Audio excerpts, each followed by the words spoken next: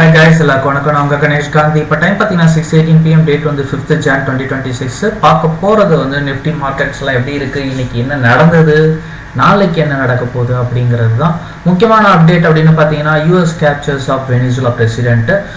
US எப்போ போல் தனக்கு க்ரூட் ஆயில் வேணும், நேச்சுரல் கேஸ்லாம் வேணும்னு சொல்லிட்டு இப்போ வெனிசுலா மேலே போய் வச்சுருக்காங்க. இதுக்கு முன்னாடி ஈரான் மேலெலாம் ட்ரை பண்ணாங்க, ஒர்க் அவுட் ஆகலை. ஸோ ஈரான் அடித்த மாதிரி இப்போ வெனிசுலா மேலே வந்திருக்காங்க. எனிவே அது போகுது. நிஃப்டியை பொறுத்த வரைக்கும் 26,373 அப்படிங்கிற பொசிஷன் வரையும் ரீச் ஆகிட்டு இன்னைக்கு 26,250 ரேஞ்சில் ஹிட் பண்ணியிருக்காங்க. நியூ ஹை போனவங்க 26,250 வரையும் வந்திருக்காங்க. 26,200 பிரேக் அவுட் ஆச்சு அப்படின்னா அதுக்கு கீழே வந்தது அப்படின்னா மட்டும் மார்க்கெட்டு இன்னும் கொஞ்சம் கிராஷஸ் இருக்குது அப்படின்ற பயத்தை நமக்கு எதிர்பார்த்து கொண்டு இருக்கலாம். ஓகேங்களா. பேங்க் நிஃப்டி அதே சமயம் பார்த்தீங்கன்னா ஒரு நல்ல சரிவு 60,000 கிட்ட போயிட்டு அதுக்கப்புறமா நல்ல சரிவு இருந்தது. முக்கியமான காரணம் அப்படின்னு எடுத்தோம்னா HDFC 2.3% ஃபால் ஆனது, நல்ல டவுன் ட்ரெண்ட் கொடுத்தது. அதே மாதிரி யூஎஸ் மார்க்கெட்டில் அவங்க யூஎஸ் அனௌன்ஸ்மெண்ட்ஸ் ஏதாவது வருமானு சொல்லிட்டு ஐடி செக்டார்ஸ் மேலே ஒரு பயம் இருந்தது. அதனால் ஐடி செக்டார் கம்பெனிஸும் நல்லா விழுந்துட்டு இருந்தது. வெனிசுலா மேலே ஜியோ பொலிட்டிக்கல் சுச்சுவேஷன்ஸ்லாம் இருக்குங்கிறதுனால இந்திய சந்தையில் கொஞ்சம் குளறுபடிகள் இருக்கிறதுக்கு மறுபடியும் வாய்ப்புகள் இருக்கும். நம்ம எதிர்பார்த்த மாதிரி பெரிய கிராஷ் இல்லை அப்படின்னாலும் மார்க்கெட்டை பயமுறுத்த முயற்சி பண்ணுவாங்க. ஸோ இப்போ மறுபடியும் இந்த 26,000 நோக்கி எடுத்துகிட்டு வர ட்ரை பண்ணுவாங்க. நம்ம இதுக்கு முன்னாடி பிளான் பண்ணது அதுதான். ஏன்னா 26,425 445 மேலே போனால் மட்டும்தான் நம்ம கால் ஆப்ஷன் போகணும். அப்படி இல்லைனா புட் ஆப்ஷன்ஸில் தான் நம்ம கவனம் ஃபுல்லாக அதிகமாக இருக்கணுங்கிறது தான் நம்ம பிளான். அஃப்கோர்ஸ் நம்ம ஒரு புட் ஆப்ஷனை வாங்கலாம். இன்னும் பெட்டராக வாங்கணும்னு நினச்சிங்கன்னா மேலே ஏறின பிறகு அந்த 26,400 ரேஞ்ச் ஹிட் ஆன பிறகு ஒரு புட் ஆப்ஷனை வாங்குறது நமக்கு நல்ல நியூஸாக இருக்கும். ஏன்னா ஃபண்டமெண்டலாக டெக்னிக்கலாகவே நம்ம பலவீனம் அப்படின்ட்டு பேசிக்கிட்டு இருக்க சொல்ல இப்போ நெகட்டிவ் நியூஸ் ஃபண்டமெண்டலாகவே வருதுங்கிறது நமக்கு ஃபேவரான ஒரு விஷயம் இல்லையா? ஏன்னா நம்ம ட்ரேடிங் பண்ணி ப்ராஃபிட் பார்க்குறவங்கிறதுனால. சரி, இதே சமயம் கெய்னர்ஸ் அப்படின்னு பார்த்தீங்கன்னா Nestle India, bell, acre Motors எல்லாமே வந்து புல்லிஷ் ஸ்டெண்ட்லாம் இருக்காங்க. 26,200க்கு கீழே விழுந்தால் மட்டும்தான் இவங்க கீழே விழுறதுக்கு, அதாவது நெஸ்லே, பெல்லு, ஏக்கர் இவங்கெல்லாம் மேலே ஏறுறதுக்கு அது வரைக்கும் பாசிபிலிட்டிஸ் இருக்குது. 26,200 நிஃப்டியே சப்போர்ட்டாக வச்சுக்கிட்டு நம்ம இனிமேல் எல்லாத்தையும் ஃபாலோ பண்ணிக்கலாம். ஆர்பிஐ பொறுத்த வரைக்கும் இன்னைக்கு 14,625 கோடி, அதாவது 14,625 crore VRR action research impact பண்ணியிருக்காங்க. அது கொஞ்சம் மார்க்கெட்டை இம்பேக்ட் பண்ணியிருக்கு. எஸ்பெஷலி லிக்விடிட்டி கம்மியாகும் அப்படிங்கிற மாதிரி எதிர்பார்க்க கொடுத்துருக்காங்க. அதனால பேங்க் நிஃப்டியில் கொஞ்சம் ஃபாலும் விழுந்திருக்கு. மற்றது எல்லாமே நான் உங்களுக்கு டெலகிராமில் இன்ஃபார்ம் பண்ணுறேன். அஃப்கோர்ஸ் அதுக்கு முன்னாடி நம்ம பேங்க் நிஃப்டியை பார்த்துருவோமா. பேங்க் நிஃப்டியோட லெவல்ஸ் அப்படின்னு பார்த்தீங்கன்னா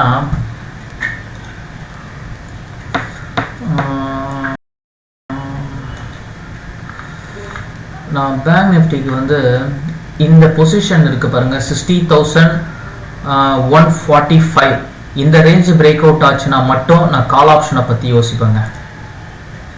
இதோ இருக்கு பாருங்க, இந்த 60,450 கிட்டத்தட்ட நான் ஆல்ரெடி நிஃப்டிக்கு சொன்னல அதே கான்செப்ட் தான். ஸோ 60,480 இந்த ரேஞ்ச் பிரேக் அவுட் ஆச்சுன்னா நம்ம கால் ஆப்ஷன் போகலாம். அது வரையும் புட் ஆப்ஷன்ஸ் தான். நிஃப்டியை கம்பேர் பண்ண சொல்ல பேங்க் நிஃப்டி கொஞ்சம் வேகமாக விழும் இந்த நியூஸ் எல்லாம் சேர்ந்ததுன்னா. அதனால் 58,390 வரையும் வரத்துக்கு முயற்சி பண்ணலாம். ஓகே, இன்னும் நமக்கு ஸ்டாண்டர்ட் லைன் ஒன்று இருக்குது, அது இன்னும் கிராஸ் ஆகலைங்கிறது முக்கியமான விஷயம். ஓகேங்களா. ஸோ இந்த கிராஸ் லைன் ஆச்சு அப்படின்னா கண்டிப்பாக கீழே விழும். ஸோ மார்க்கெட் ஸ்ட்ரைட்டாக வந்து கிடச்சிடும் நமக்கு ஃபாலோ ஆகிறதுக்கு.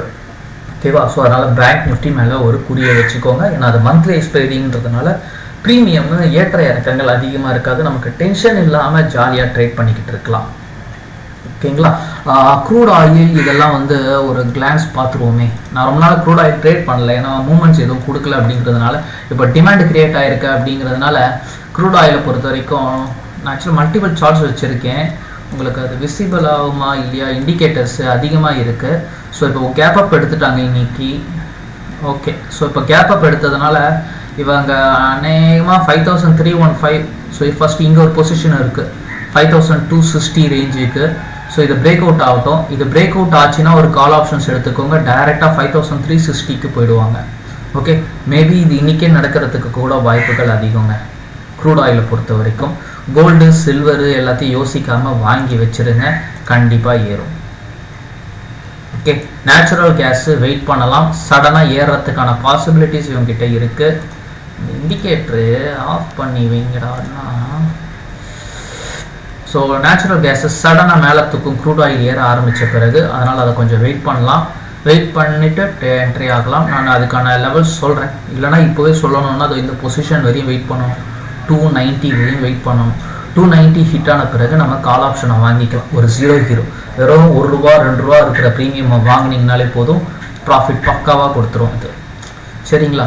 இருந்தாலும் நான் இவ்வளோ ஜாலியாக சொல்கிறேங்கிறதுனால, இவ்வளோ கான்ஃபிடென்ட்டாக சொல்கிறேங்கிறதுனால நீங்கள் பாட்டுக்கு இன்வெஸ்ட்மெண்ட் பண்ணுறாதீங்க. உங்கள் அட்வைசர்கிட்ட கேட்டுக்கோங்கப்பா. ஹெச்டிஎஃப்சி பேங்க்கை பார்த்துருங்க. ஹெச்டிஎஃப்சி பேங்க்கை பொறுத்த வரைக்கும் 2.5% ஃபால், சடன் ஃபால் தான். ஆனாலும் இவங்க இப்போது எவ்வளோ தூரம் இறங்குவாங்க அப்படின்னு எடுத்தோன்னா, நமக்கு கிட்டத்தட்ட 970ங்கிறது ஒரு மேஜரான சப்போர்ட்டுங்க. அது பிரேக் அவுட் ஆச்சு அப்படின்னா அடுத்தது அவங்க 940க்கு வந்துடுவாங்க. நாளைக்கு இவங்க டக்குன்னு மேலே ஏறுறதுக்கு முயற்சியும் பண்ணலாம். ட்ரெண்ட் இருக்கு. ஓகேங்களா? அதாவது 970 ஸ்டாப் லாஸாக வச்சு 1000க்கு போறதுங்கிறது பெரிய மூவ்மெண்ட் இல்லைங்களா ஹெச்டிஎஃப்சிக்கு. அதுக்கும் சான்ஸ் இருக்கு. நிஃப்டி 26,200க்கு மேலேயே சஸ்டெயின் ஆச்சுன்னா மட்டும்தான் இப்போ நான் சொன்னது நடக்கும், இல்லைன்னா நடக்காது. நெஸ்லே இந்தியா ட்ரெண்ட்ல தான் இருக்கு, அதாவது மேலே தான் இருக்காங்க, ஒரு சப்போர்ட் ரேஞ்சில் தான் இருக்காங்க.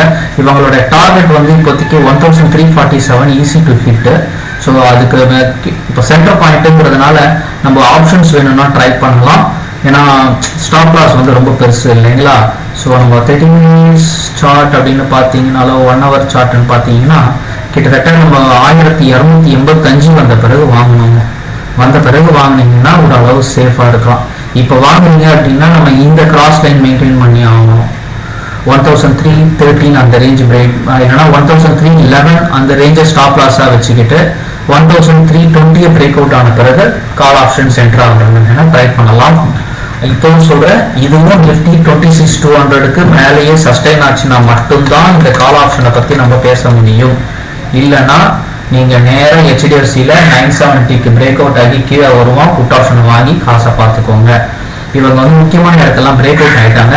ஸோ இதை சஸ்டெயின் பண்ண வேண்டிய இடம். இப்போ ஏகே மோட்டார் எடுத்தாலும் நல்ல இடம். ஏன்னா ஸ்டாப் லாஸ் ரொம்ப சின்னது, 7284, 7284ங்கிறது இவங்களுடைய ஸ்டாப் லாஸ். டார்கெட் அப்படின்னு பார்த்தீங்கன்னா கிட்டத்தட்ட 8750 வரைக்கும் வரணுங்க. ஓகே, இது fresh break out, easy to reach. சரியா? கோல்டு சில்வர் எல்லாமே வாங்கலாங்க, அதெல்லாம் பாசிட்டிவ் ட்ரெண்ட் தான். நெகட்டிவ் நியூஸ் நமக்கு இப்போதைக்கு இந்த யூஎஸ் இம்பேக்ட் ஆனதுனால வெனிசுலா மேலே போர் தொடுக்குறாங்க அப்படிங்கிற அறிவிப்புனால கொஞ்சம் மார்க்கெட்டில் கொஞ்சம் கரெக்ஷன்ஸ் எல்லாம் வரும். அதை மட்டும்தான் ஃபேஸ் பண்ண வேண்டியது இருக்குது. அஃப்கோர்ஸ் அதுக்கேற்ற மாதிரி இப்போ நம்ம ஸ்விங் ட்ரேட்ஸ் எல்லாருக்குமே கொஞ்சம் டைம் அட்ஜஸ்ட்மெண்ட்லாம் பண்ணியிருக்கேன். அதனால தான் நான் கொஞ்சம் நல்லா ட்ரேட்லாம் கொடுக்காமே இருந்தேன். இன்ட்ராடே ஸ்விங் ட்ரேட்ஸ் எல்லாமே அது இப்போ நாங்கள் மோத்திலாலோட சேர்ந்து பேசியிருக்கேன். அதெல்லாம் நான் இனிமேல் உங்களுக்கு ஃபர்தராக வீடியோஸாக நான் போட ஆரம்பிக்கிறேன். ஓகே, இன்னும் நிறைய நியூஸ்லாம் இருக்குது. அது எல்லாமே நான் நம்ம டெலிகிராம் சேனலில் போஸ்ட் பண்ணுறேன். காகா ஷேர் 1ன்னு சொல்லிட்டு சர்ச் பண்ணிங்கன்னா வரும். அஃப்கோர்ஸ் நான் டிஸ்கிரிப்ஷனில் அதோட லிங்க் கொடுத்துருக்கேன். வேறு ஏதாவது டவுட்ஸ் இருந்தால் கமெண்ட்ஸில் போஸ்ட் பண்ணுங்கள். நெக்ஸ்ட்